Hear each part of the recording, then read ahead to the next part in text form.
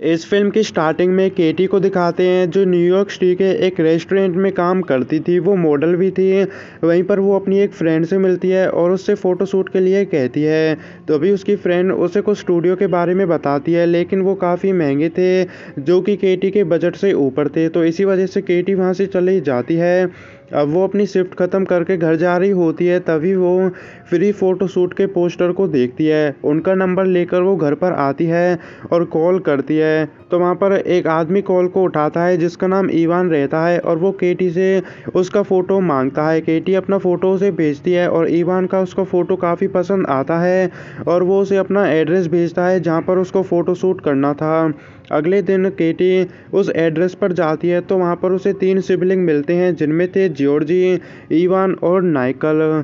तो वहीं पर इवान एक ड्रेस चूज़ करता है और केटी उस ड्रेस को पहनती है और इवान उसके फ़ोटो लेता है। वो कई सारे फ़ोटो लेता है, लेकिन उसके बाद इवान उसके कपड़े उतारने के लिए कहता है ताकि वो और भी बोल्ड दिखे फ़ोटो में। तो केटी इसके लिए मना कर देती है और वो वहाँ से चले जाती है। अब वो अपने घर पर रहती है। कुछ देर बाद उसके घर पर जॉर्जी भी आ जाता है और वो उसे पेन ड्राइव देता है जिसमें उसके फ़ोटो थे जो उसने स्टूडियो पर खिंचवाए थे।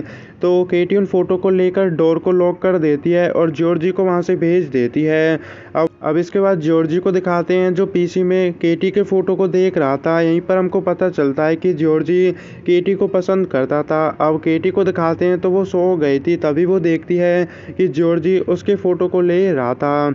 तो केटी डर जाती है और वो इलेक्ट्रोशॉक उसे देती है और वहाँ से भागने लगती है, लेकिन जॉर्जी उसे पकड़कर बांध देता है।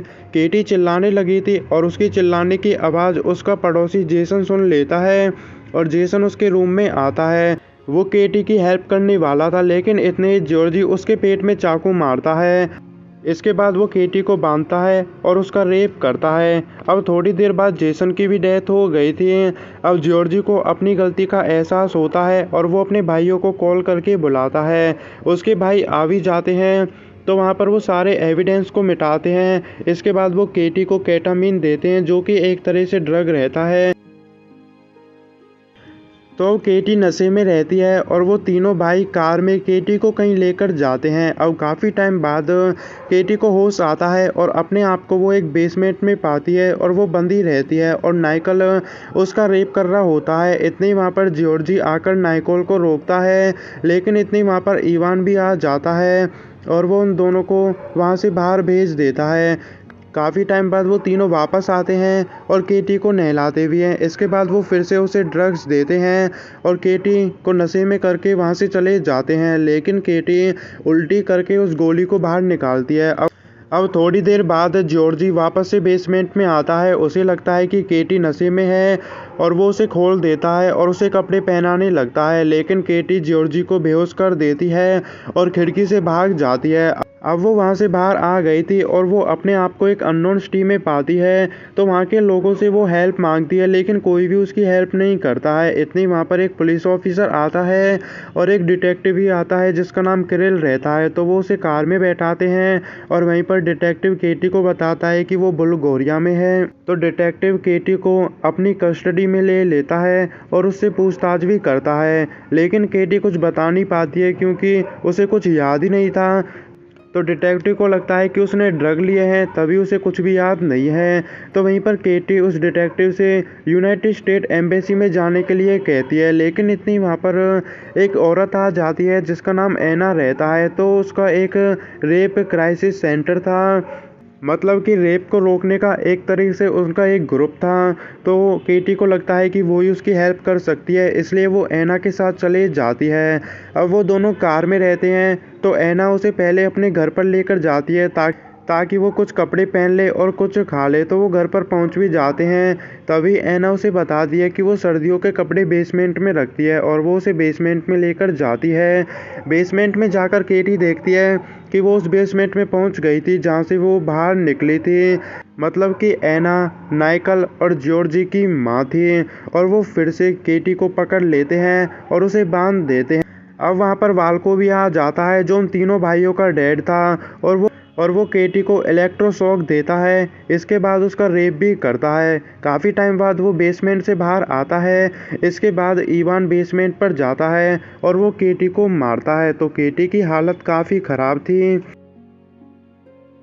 अब इसके बाद वो उसी बेसमेंट में एक गड्ढा खोदते हैं और केटी को एक बॉक्स में बंद करते हैं। उसी बॉक्स में वो इलेक्ट्रोशॉक गन को भी रखते हैं और उसके एक नेकलेस को भी रखते हैं और केटी को उस बॉक्स में बंद करके वो उसे जिंदा ही दफना देते हैं और वहाँ से चले जाते हैं। लेकिन बॉक्स के नीचे एक टनल था और वो टनल टूट जाता है, जिसकी वजह से केटी उस टनल में गिर जाती है और वो बॉक्स भी टूट गया था। तो केटी न्यूड थी। अब उसे उसी गटर में एक कंबल भी मिलता है, वो उसे पहन लेती है। वहाँ पर उसे एक लाइटर मिलता है, तभी उसे वहाँ पर एक पंछी भी मिलता है, तो वो उसे पका कर खाती है। अब वो टनल में और आगे जाती है, पास में उसे एक चर्च भी मिलती है, तो वो उस चर्च में से कपड़े और खाना चुरा रही होती है। तभी उसे फादर डीमोव देख लेता है। फादर को पता चल जाता है कि केटी के साथ बहुत बुरा हुआ है, इसलिए वो उसकी हेल्प करना चाहता था और वो उससे कहता है कि तुम्हें चोरी करने की ज़रूरत नहीं है, तुम खाना और कपड़े को ऐसे ही लेकर जा सकते हो। और साथ ही वो उसे एक बाइबल भी देता है। केटी उनको लेकर वहाँ से चले जाती है। इसके बाद वो यूनाइटेड स्टेट एम्बेसी पर जाती है, बट वो उसके अंदर नहीं जाती है क्योंकि जिसने भी उसके साथ रेप किया था उसे अब उनसे बदला लेना था। अब वो फिर से चर्च जाती है। वहाँ पर वो फादर को उसकी बाइबल को लौटा देती है और वहाँ से चले जाती है। अब फादर देखता है कि उस बाइबल में वो पेज ओपन था जिसमें बदला लेने के बारे में बताया गया था। मतलब कि फादर को अब पता चल जाता है कि केटी बदला लेने वाली है। अब इसके बाद केटी उन रेपिस्ट के घर पर जाती है और वहाँ से कुछ पैसे चुरा लेती है, जिनसे वो हथियार वगैरह खरीदती है। अब इसके बाद जॉर्जी को दिखाते हैं, जो एक रेस्टोरेंट पर रहता है। वहीं पर वो केटी को देखता है और वो केटी का पीछा करने लगता है। केटी उसे एक गटर में ले जाती है, वहाँ पर ले जाकर वो उसे पकड़ लेती है। अब इसके बाद फादर को दिखाते हैं, जो डिटेक्टिव क्रिल के साथ रहता है और वो डिटेक्टिव को केटी के बारे में बताता है। वो कहता है कि उसकी हालत काफ़ी ख़राब थी और उसका किसी ने रेप किया था।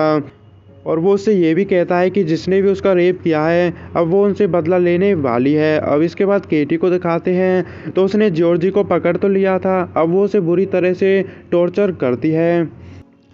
अब इसके बाद नाइकल को दिखाते हैं, जो एक बार में रहता है, लेकिन केटी उसकी ड्रिंक में कुछ मिला देती है। जैसे ही वो उस ड्रिंक को पीता है उसकी तबीयत ख़राब हो जाती है, तो वो टॉयलेट में जाता है। टॉयलेट में केटी रहती है, वो उसे मारती है। इसके बाद वो उसके मुंह को अनफ्लश टॉयलेट में डुबोती है, जिससे नाइकल की डेथ हो जाती है और वो वहाँ से चले जाती है। अब इसके बाद वाल्को को दिखाते हैं, जो चर्च में रहता है। वहीं पर उसे केटी दिखाई देती है, तो वो केटी का पीछा करते करते गटर में पहुंच जाता है। केटी पीछे से उसे बेहोश कर देती है और उसे बांध देती है। अब वो उठता है तो वो बंधा हुआ रहता है और केटी उसे टॉर्चर करती है और उसके बाद वो उसे इलेक्ट्रोशॉक देती है। वो उसमें इतने करंट के झटके मारती है कि जिससे वाल्को की खाल जड़ जाती है और वो मर जाता है। अब इसके बाद ऐना को दिखाते हैं, जो अपने घर पर जाती है। वहीं पर उसे पता चलता है कि किसी ने उसके पैसे चुरा लिए हैं, तो वो बेसमेंट में जाती है और वहाँ पर वो देखती है कि केटी भाग गई है। तो वो उस गड्ढे के पास पहुँच गई थी, लेकिन पीछे से केटी आकर उसे उस गड्ढे में फेंकती है, जिससे वो बेहोश हो जाती है। अब वो उठती है तो वो देखती है कि केटी ने उसे एक बॉक्स में बंद कर दिया था। अब इसके बाद इवान को दिखाते हैं, तो उसे भी पता चल गया था कि केटी भाग गई है, तो वो बेसमेंट में जाता है। अब इसके बाद फादर को दिखाते हैं, जो डिटेक्टिव क्रिल को उस बेसमेंट के रास्ते पर लेकर जाता है जहां से केटी आया जाया करती थी। तो क्रिल उस बेसमेंट में जाता है केटी की हेल्प करने के लिए।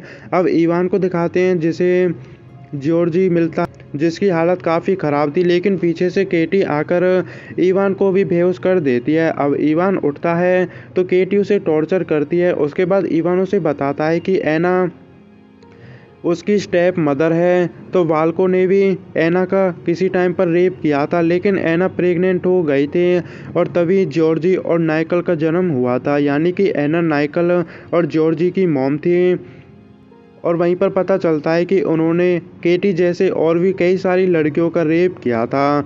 अब वहीं पर नाइकल की भी डेथ हो जाती है। अब केटी इवान के टेस्टिकल्स को खींचती है और उसे काफ़ी टॉर्चर करती है। इतनी वहाँ पर डिटेक्टिव आकर केटी को रुकने के लिए कहता है। केटी रुक भी जाती है, लेकिन इवान पीछे से केटी की गर्दन को घोंटने लगता है।